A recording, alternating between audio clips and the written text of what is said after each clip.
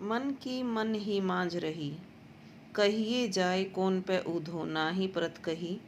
अवधि आधार आस आमन की, तन मन व्यथा सही।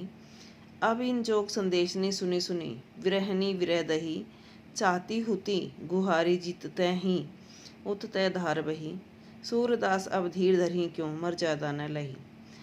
ये जो पद लिया गया है ये सूरदास द्वारा रचित है और इसे सूरदास के भ्रमर गीत से लिया गया है।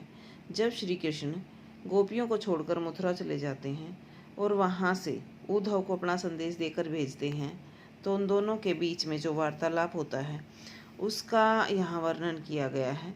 तो उद्धव की बात सुनकर गोपियाँ क्या कहती हैं, मन की मन ही मांझ रही, कि हे उद्धव, हमारे मन में जो था ना, क्या था हमारे मन में कि श्री कृष्ण आएंगे, हम उनसे हर तरह की बातें करेंगे क्योंकि वो उनके जीवन का आधार हैं। लेकिन जो हमारे मन में थी ना बातें, वो तो मन में ही रह गई। कहिए जाए कौन पे उधो ना ही परत कही। हे उद्धव, हम अपने मन की पीड़ा को किसे जाकर कहें, हम तो अपनी बातें किसी को भी नहीं बता पाते, किसी को हम अपना दुख नहीं कह सकते। अवधि आधार आस आमन की, जिसके आने की उम्मीद एक आस थी कि इतने समय में वो आ जाएंगे, वो जो अवधि है वो हमारी आस का केंद्र था। लेकिन क्या हुआ, जब श्री कृष्ण खुद ना आकर उसको भेज देते हैं उद्धव को, तो उद्धव उन्हें जो संदेश देते हैं कि तुम श्री कृष्ण को भूल कर उस निर्गुण ब्रह्म का जाप करो, अगर तुम ऐसा करोगे तो तुम्हें भगवान से मिलन जरूर हो जाएगा।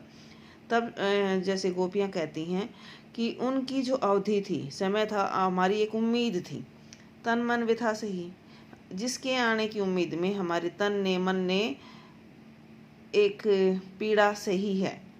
अब इन जोग संदेश ने सुनी सुनी और तुम एक योग की बातें लेकर आ गए हो, और तुम्हारी ये योग की बातें सुन सुनकर विरहनी विरह दही, हमारा तो जो विरह है वो दही की तरह मथ गया है।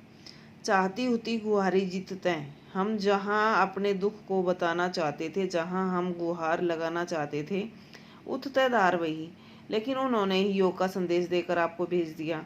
सूरदास अब धीर धरी क्यों। सूरदास जी कहते हैं, गोपियाँ कह रही हैं कि अब हम किस तरह से धीरज रखें, मर्यादा न लही। हमने तो श्री कृष्ण के प्रेम में कोई भी मर्यादा रखी ही नहीं, हमने तो सारी मर्यादाएं उनके प्रेम में तोड़ दी हैं। अब हम किस तरह से धीर रख सकते हैं।